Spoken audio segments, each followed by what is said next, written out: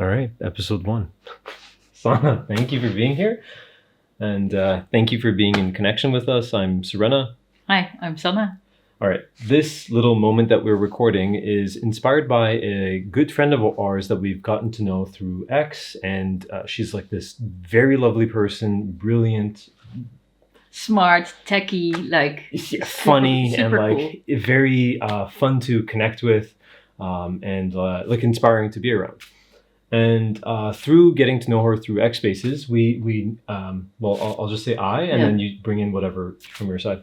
I noticed whenever she mentioned her experience of relationships, that I was like, I feel like there is a thing I would love to contribute to that I think would be useful for her in her experience of relationships. And so that I went over it with you, and you're like, yeah, of course. Yeah, up for it. yeah, because we you and I are friends first, relationship partners on top, and then we're doing business things on top of that. So there's we have a very nuanced, layered relationship, right? And parents together. And parents together, which is quite a entrepreneurship. Yeah, it's a very intensive project, right, when you commit yourself to it fully. Yeah. So yes, that being said, this is Sana is not just my conversational partner. She's my partner in everything that a relationship can be. So she's the perfect person to go over these things with, because I'm going to be speaking on the subject is going to be emotionally secure men as a new standard for what you're seeking in relationships. So right, that's the I'm focus. Curious, yeah. Rena. Yeah. Do you consider yourself as an emotionally secure man? Yeah. So, okay, perfect. So we're going to get right into the, how I am defining these things, because it's all about definitions in order to be able to communicate, right? Otherwise, we're just making noise at each other, and then time passes by. Yeah. So security is about meeting needs. That's it, right? We how it's defined is, if you meet your needs through the use of your circumstances, as long as those circumstances are there, you can meet your needs. So technically, a baby, if they have a very caring, supportive environment, they are secure, right? They're not that they shit their pants or they shit their diaper and they don't know how to do anything for themselves, but they're still secure because the environment adapts to their needs. Super responsive. Yeah, exactly. So, but if you take that same psychology and you put it in a full-grown man, and the environment is not as responsive to the way that they have learned that they need that response, suddenly they're no longer secure. So, in whatever way. So I said specifically emotional, because that's what I saw as the bottleneck in the relationship dynamics that our friend was experiencing and having challenges with. Mm-hmm. So these men would be physically secure, they would be physically fit, they would be financially fit, but emotionally unable to use their circumstances, which would include our friend, because that would be your partner in a relationship is part of your circumstances, unable to use that in order to meet their emotional needs, which would make them insecure by definition. Right. Does that definition make sense? Yeah. All right. So to your question of, do I consider myself? It's yes and no. It's a fluid thing, because security is not a thing that you either have or not have, or are or not. And that's actually the key thing, because you need to have a fluid, your understanding or your perception of your security needs to be as fluid as the present moment. Okay. If you do you know why I'm saying that? Well, I'm trying to add up now what you went please. over. Yeah. So you're saying something about circumstances, and you can be more secure if you are able to use your circumstances in a way that makes you Yeah, I wouldn't even say secure. more secure. I would just say secure. That is Okay. the definition of security. Right. To be Yeah. able to use what is there in the present moment. In a way to meet your needs. That's the definition of security. Yeah. And then you say there's fluidity needed in the present moment because you need to then check in, I guess, with what is now in my circumstances in this moment and how can I use it well. Yes, exactly. Because the moment changes. The moment is fluid already. Yeah, so you need to be fluid with the moment. Yeah, the only time you don't need to be fluid is if you're already 6 feet under in a grave. In which case, by all means, have a static relationship with security, because things don't change because you're dead. Yeah. So you're saying actually, hey, everything changes always. Yes. So that's a skill to be able to work with that. Yes. With the change of things. Yeah. So a metaphor that I like, it popped up in my head in a space in relation to security, and especially emotional security and in relationships, especially since these are all tech oriented spaces, was autonomous vehicles, so robo-taxis. And there's fundamentally two different schools of thought or approach to making a vehicle be able to become autonomous. One is by pre-programming it with specific pathways that it can take as long as the circumstances have not changed. So you preload it with all of the pre-existing high definition maps of an area, high definition pictures, and then it just checks yep, this is what I know, and then it aligns itself. So as long as things don't change, it's quite a functional system. And then there is the approach that Tesla is taking, which is to be oh, we're going to actually give our car the ability to have vision and the ability to, in a sense, think and make decisions in real time. Based on what it sees. Exactly. So it's not dependent on what it is pre-programmed in terms of circumstance-specific information. It's more generalized decision-making of hey, this is what a good driver would probably do in this situation, and it would make its best guess, kind of like how we do when we're driving. Is it also there it comes from different sources and different perspectives, more multi-layered, I guess, with Tesla, the info it gets? Yeah, what do you mean? I'm looking for more differences, actually. It's so the other has a predetermined, these are the maps. Yeah, as far as I know, once the neural net for the Tesla approach is made, so it's essentially the driving skill and the ability to use its vision to make correct decisions is there, you could put it in an entirely unknown new city and then it'll work. Whereas the other ones, you need to actually predefine those maps, every little nook and cranny of the city. Right. And then people have to drive in ways that it has already perceived, and then it can function. So how this relates to relationships and security and emotionally secure men is that as long as if you have a kind of your previous classical traditional version of a man, and you put them in a relationship dynamic where everything is exactly as they have trained themselves to be ready for.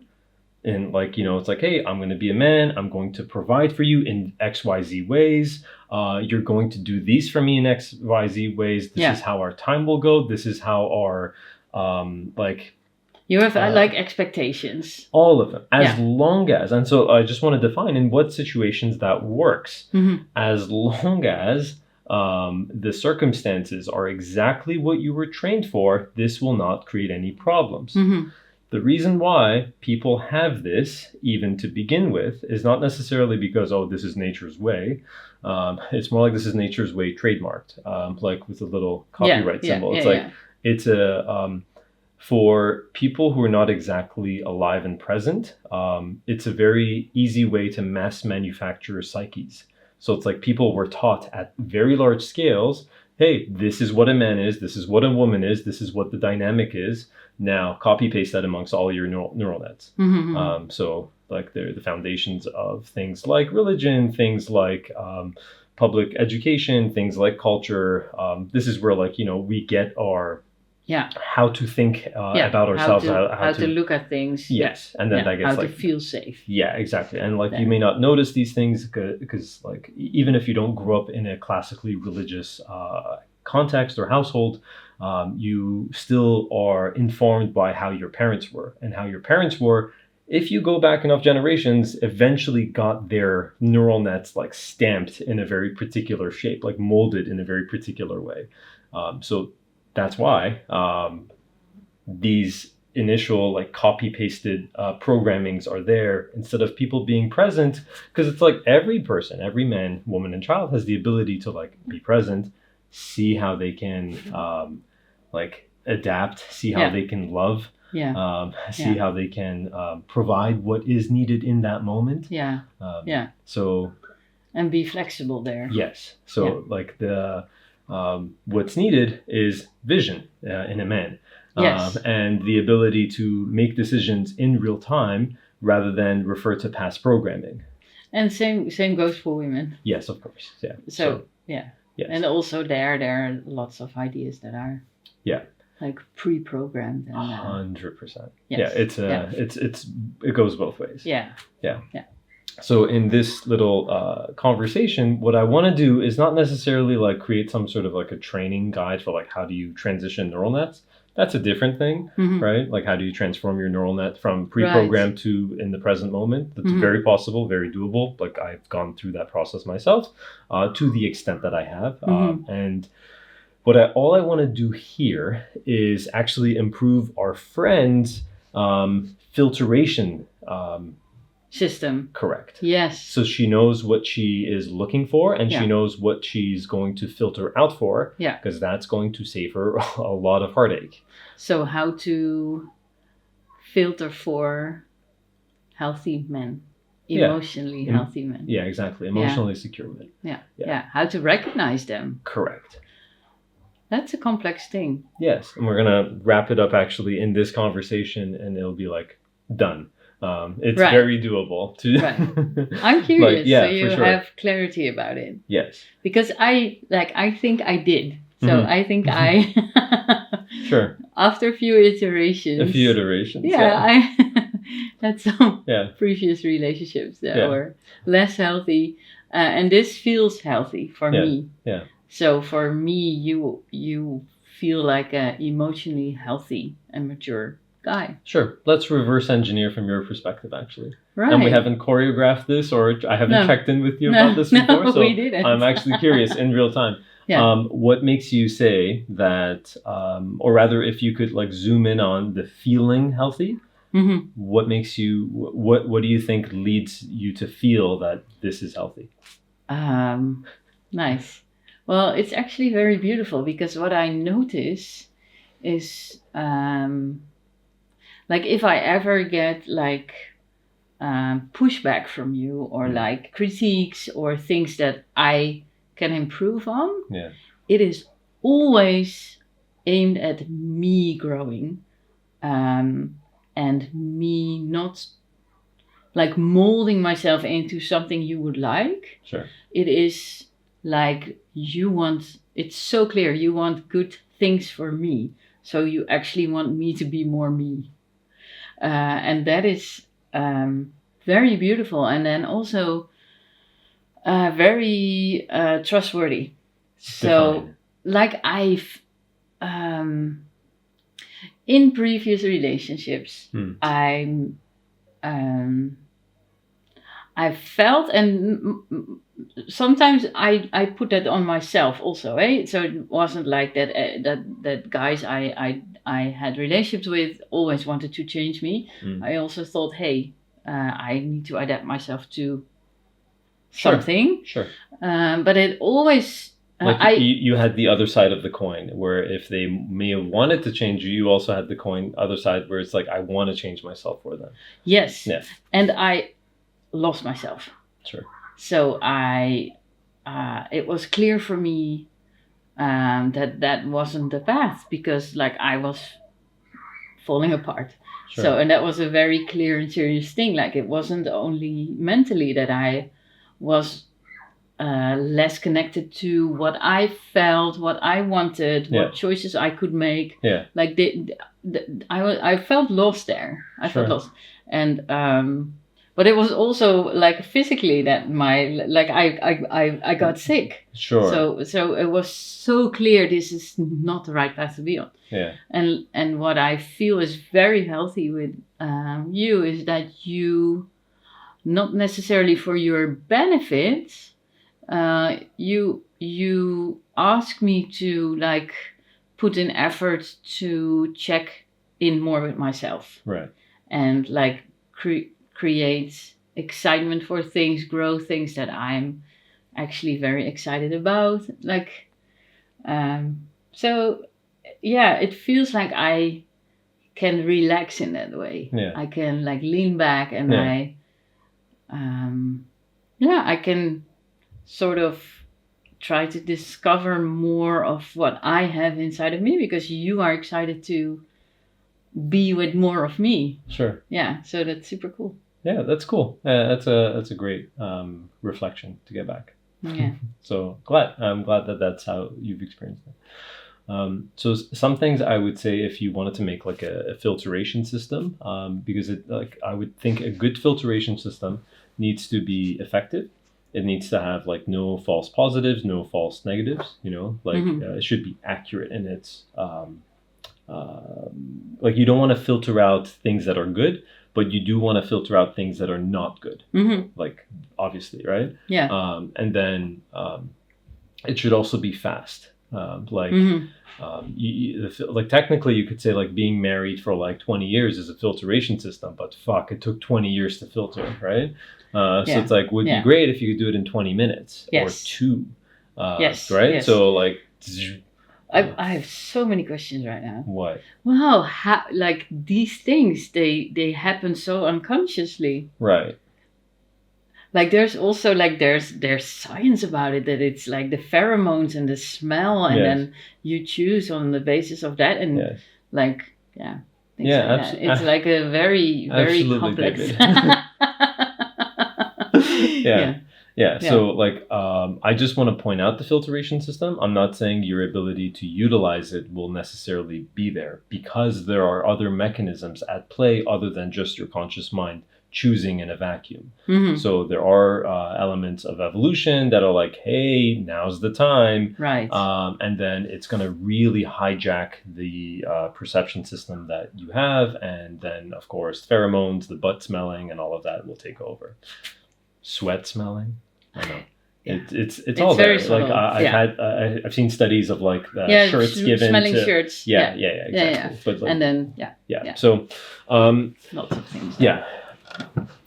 I would say the number one thing to look for is the difference between people who are more intrinsically secure and those who are less is how they deal with insecurity itself.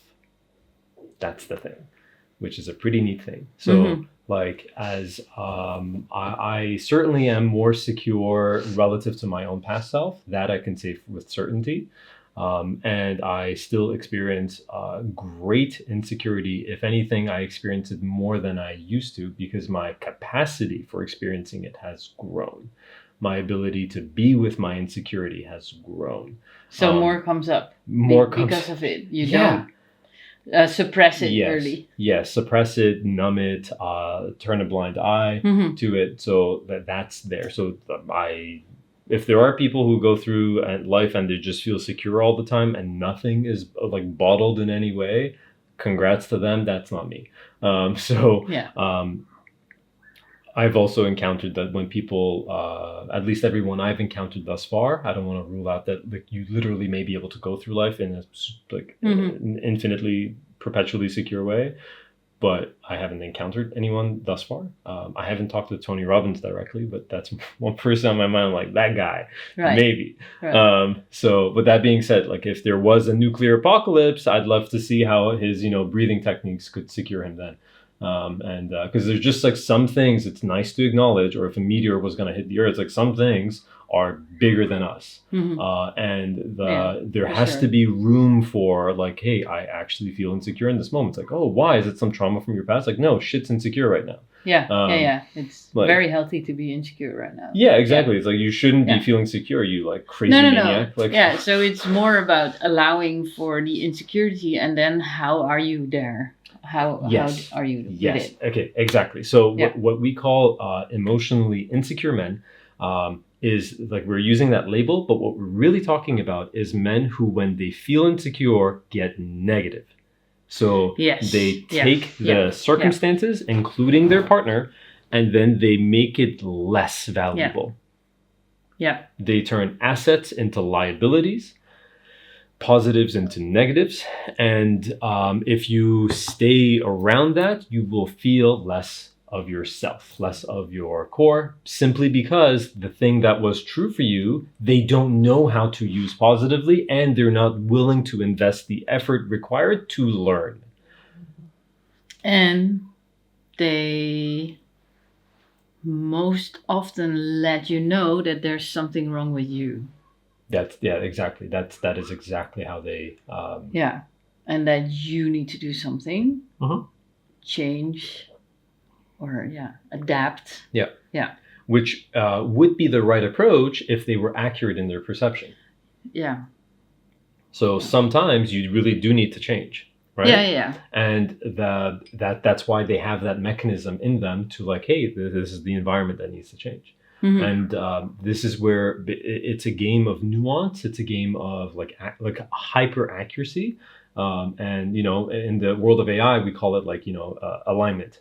So things need to be super aligned, and you can't mass manufacture that. It really needs to be in the present moment, in real time, figuring it out.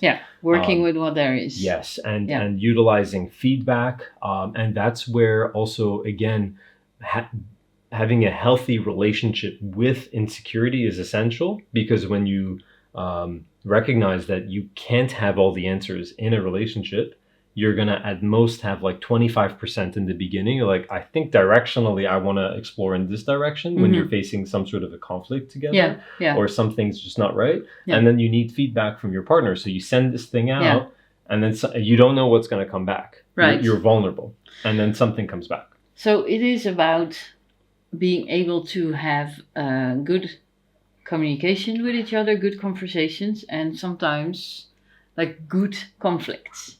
Yes. Yeah. So conflicts need to be at worst neutral, and more realistically, they need to lead to construction. So something has to improve every single time you have a conflict. Instead of destruction. Absolutely. Before. We went through things together, and I went through things before meeting you. So before that, conflicts I would be destructive. They would break things down more. Actually, it's very sad, but that's what happened a lot, and that you also it's the bottleneck. Sort of. It is. So, being constructive together. Yes. You know what helps me always when like challenging things come up?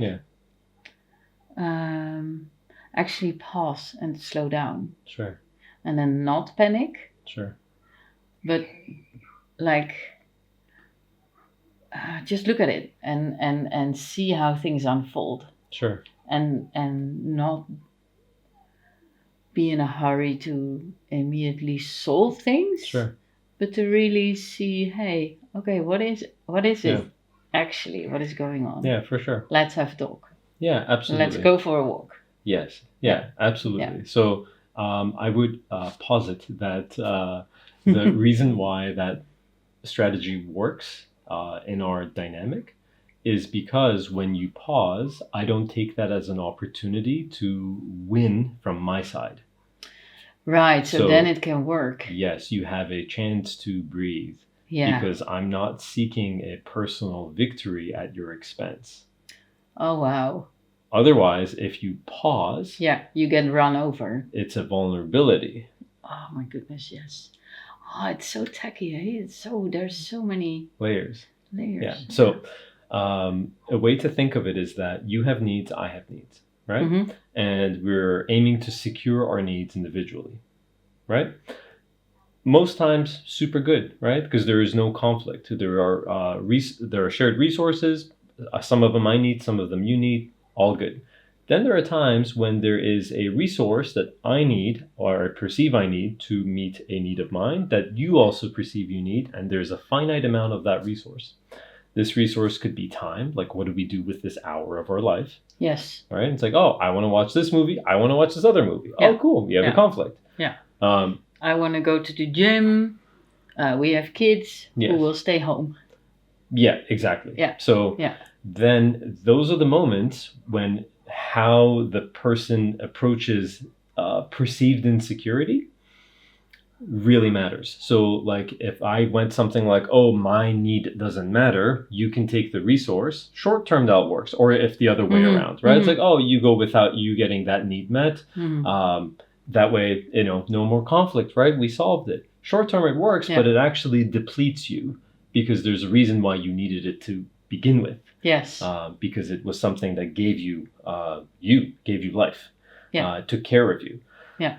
So that's where in real time, figuring it out is essential. And also have a different aim. Like the aim is then not to either of us wins. So out of a conversation, there's a winner and a loser. Yes. And like who screams the loudest or who is the most clear or gets it? No, you want us both. We want us both to win. Yes. Yeah. Yeah. So I've personally identified it, and I haven't seen an alternative to this in like the template for how to be an emotionally secure man. I've personally like engineered it within myself that I need your needs met also. It's a need of mine to have your needs met. That's actually very beautiful. Yeah. Like I am experiencing it daily, this. Yeah. But when you say it, it really touches me actually. It's beautiful. Yeah.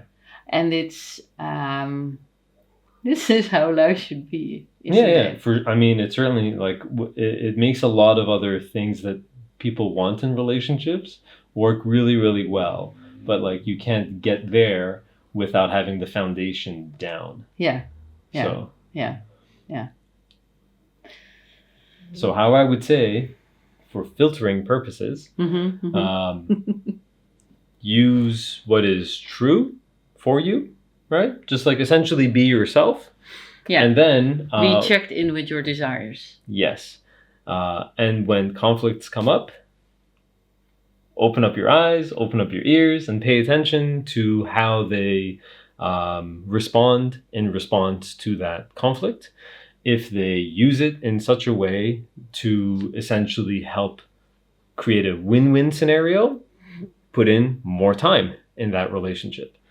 If they do not put in more time. Just like that. And now the reason why this is hard to do, it sounds very straightforward, right? Mm-hmm. Reason why it's hard is because we are very good at negotiating with ourselves and being like, oh no, but that was just a small thing. Yeah. Oh my goodness. Other parts of life are great. Let's just, and you have your own needs, right? You have your need for connection, you have your need for intimacy, and like, you want a relationship. So you have plenty of incentive to tell yourself why that little thing didn't matter, that they didn't deal with that conflict well. That's really the part that you need to engineer within your filtration system to be able to like keep this line that is uncrossed except for those who are worthy. Yeah, beautiful. So when conflicts arise, and then this is what I was saying, that you want to eliminate false positives, false negatives. Check in, be like, hey, I noticed that we handled that in a way that didn't feel constructive, right? So like instead of like trying to, it's kind of the opposite approach of what many people aim to do, which is to get past that uncomfortable moment. Like actually, I'm going to double down on that discomfort. Yeah. Press a little longer. Yeah, press a little longer, and then because if you're not sure if it was constructive or not constructive, press a bit more, clarity will follow. Like they will Yeah. either it'll be super clear how constructive they are, how sincere they are in their desire to support not only themselves, not only you, but literally the two. Yeah. Or it'll be very clear how deeply they don't care about things being constructive. They're looking for just another circumstance that they can use to secure themselves. If that's what they're looking for, don't do it. Don't invest more time in that dynamic because, well, you're just going to be used. You don't matter. That's what the message is. Correct. Your soul doesn't matter. You are what you can provide matters. And you want to be in dynamics where your soul matters. So that's that. Does that suffice? You think that's pretty clear? I have a little thing. Yeah. What you got? Well, actually, two things. Yeah. Yeah? Yeah. Yeah. Okay. One is that these things are not, for me, are not like rational, ingrained rules or things. They're more also on a feeling level. Yeah. This feels off. Yeah. Right. Yes. Exactly. So it's not like this pops up in my brain. Oh, for sure. It's like it's in my gut. For sure. I'm at best putting words to things you feel. Yeah. So that's where it starts with me. Yeah. Hey. My internal conversation is, hey, whoa, this feels off. Yeah. This feels off. And then I go through a process of, hey, what is it and how? And then I can let you know very early in that process because I trust you. Sure. So I can be figuring it out with you. Yeah, for sure. Yeah. So maybe a quick note on what you said. Two things came up, right? A couple things. What was the other one? The other one is like you, I know you a little, and you also have things about like the non-circumstantial way of being. That you need something else than only your circumstances to meet your needs. So we're talking a lot about like the circumstances right now. Correct, because that's what a relationship is. Right. Yeah. But it's also like, I think also a part of our relationship is that you are super good with yourself and meeting your own needs. Yes. And I try to be that too. Sure. Like, so Sure. I think that's also an important part of our dynamic. Sure. Yeah, for sure. And that's why I specifically am saying an emotionally secure man. I am leaning into the I don't know, like stereotype, biology, I don't know, like momentum that we have, and just clearly defining like how to do it well. And it's like, so what you're talking about in my own experience is my own relationship with the like nature, my own relationship with reality, my relationship with God. Like whatever terms a person may use for that, or myself. And it's like, hey, before I bring you into the equation, am I using, like, do I have a relationship that makes the most of this present moment? But like, that's even before you enter the equation. Yeah. So like you're a variable for me that like increases the intensity of that initial equation that I already have. Right. So like if I have a negative relationship with existence, you bringing yourself into that equation just makes it more clear the negative relationship I already have. So then for me, then like my experience of negativity or something undesired becomes more like a diagnostic piece of information. So then I go into more like self-reflection, and then I'm like, ooh, identified. Like that is what I need to look at, explore, see what's out of alignment, basically. That's and that's like the taking responsibility for yourself. Yes. Yeah. So there's like layers of like self-awareness and like my desire for alignment is higher than my desire for like comfort or pleasure or absence of pain. Like I think that like a man needs that. I will really lean into it because I am a man myself, you can hear it and like use it in whatever Mhm. way. But I have really seen this as a recurring pattern that in a relationship, both people don't need it. If both have it, awesome. Mhm. But at least one does. You need at least one person who's really grounded in that way, because then at least you can, you're not gonna spiral. No, you're not gonna, strengthen each other in that way, in a negative way. Correct. Yeah. Yeah. The Yeah. circuit will ground itself somewhere. But Yeah. so like at least one person does, and like, you Mhm. know, people, I actually see no reason why not be like, oh, if you really resonate with the stereotype of like a man ought to be a provider, why not make that definition more holistic? Basically, Right. it's like provide a ground for that dynamic to be able to flourish in. Yeah, so those were the two things. Nice. I wanted to just touch on, and with a question mark of, like you said, I trust you. That was your first thing. Any thoughts on why you trust me? Like, I know the win-win thing is there, but there's a... Like, I have data on you being super grounded. And that you, whatever like happens, you always circle back. So I can be experimenting, and I can make mistakes and blurt things out and do stupid things, and then we can go over it and we can talk about it. So it's not like, ooh, you like now you're tipping the scale. Now you did a few things too many mistakes or something like that. Yeah. Or I'm done with you or something. Jeez. Yeah. No, it's I do have that button inside of me. There is like a nuclear button also that I can press. Right. It's not like I don't have that option. It's just I've seen no reason for even exploring that option.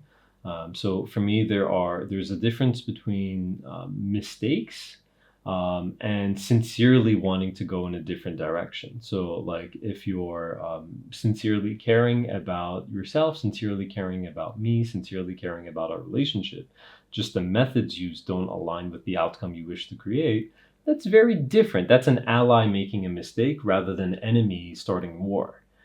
Yeah. So it's Totally like, I'm different. not gonna go nuclear with an ally that's made errors. I want to facilitate learning. It's really hard to learn after a nuclear apocalypse, actually. Yeah. Very, very challenging. Yeah. Then So you're sort of done. yeah, exactly. So that would be the, using circumstances destructively.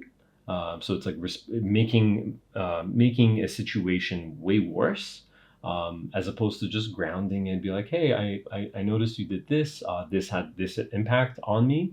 Like I'll even say like, hey, that really hurt there actually. And then, but like that's just me helping you see the data, so that you understand the effect of a certain choice. Yeah. And then that gives you the feedback you need to be To like, adjust. yeah. And then I can also then pay attention of like, hey, if she meant to hurt me, she'll double down on it.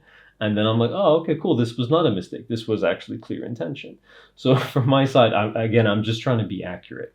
If I don't know if you're trying to hurt me, the best thing I can do is let you know that hurt, and then see if you deliberately choose to do it again. And then that gives me clarity. I'm like, okay, I understand. And then you will see a very different side of me creating security. And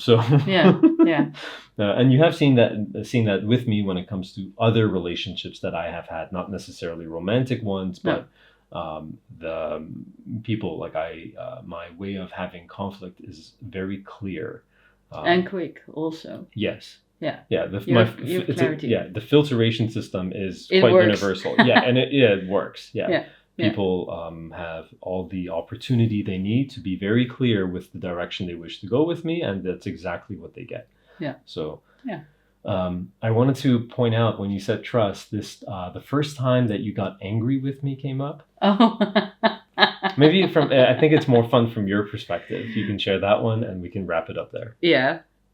That was a surprise. Your response on it, like I don't even know how it started, but I do. okay, like you were away. Yeah, on a phone call. I was having a coaching call with a friend that actually it was meant to be like an hour, 90 minutes. I think I was gone for like 4 hours, and this is like evening.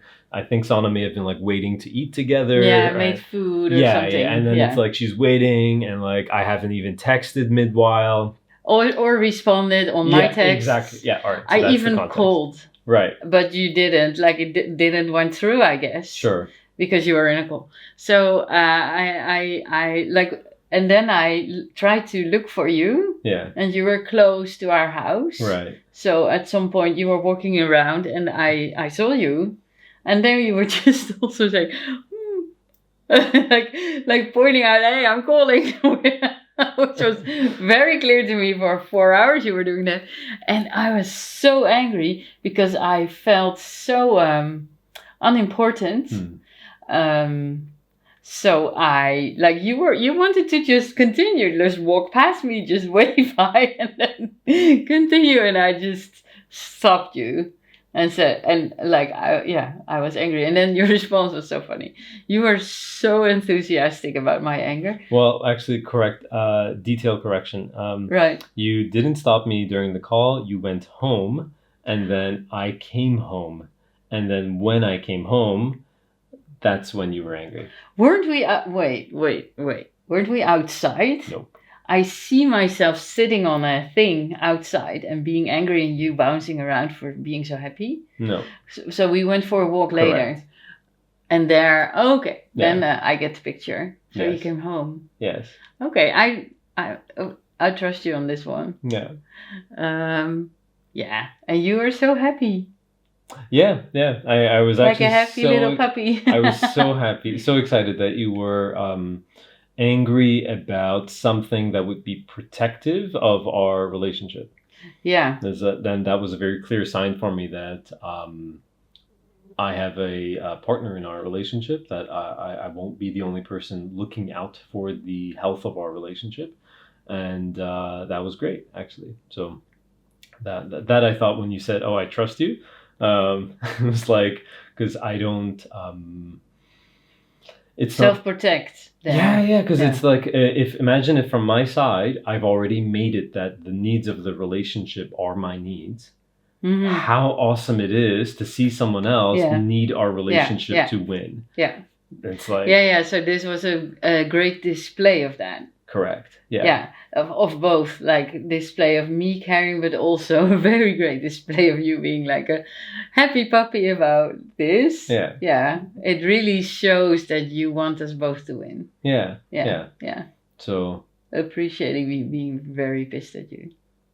Yeah, of course. Yeah, which was like super. I thought that was a fair thing, actually. Yeah. Because you apologized and like. Yeah, for sure. Next time, there wasn't a next time with this one. No, that's true. Yeah, it's the learning in real time. Yeah. And what's cool is that, like, when you have that approach of learning in real time, caring about the needs of the relationship, and like my own personal needs are included within the needs of the relationship, but then so are yours, right? So it's like taking care of a larger thing that contains the two of us. Mm-hmm. And then when it comes to our family, it contains the all of us. Yeah. When that's there, and the present moment relationship is there, it's really nice to not have this circumstance-based approach to, like, what does this mean? So it's like, what does it mean when your girlfriend is like angry at you? It's like, well, I don't know. What's the context? right? How do you feel when your girlfriend's pissed? It's like, I don't know. What's the context? Should she be pissed? Yeah. Right? Or shouldn't she be? Yeah. So that's really nice, because a lot of times I see people having like rules. It's two-dimensional, like literally only two. There's two parameters only. What does the circumstance look like? How do I feel on the inside? Mm-hmm. And that's it. There is no third one that's like, wait, what's the context of why things look the way they do? And then when that's not there, it's like, well, you actually, until you have this third one, you cannot have sustainable security. So it's like where we started, that you need to work with the circumstances and what is. Yes. Yeah. Yes. So I hope this was helpful. Me too. Yeah. And otherwise, if any questions arise, please let us know. Yeah. Thank you for being in connection with us. And till next time. Bye. Bye-bye.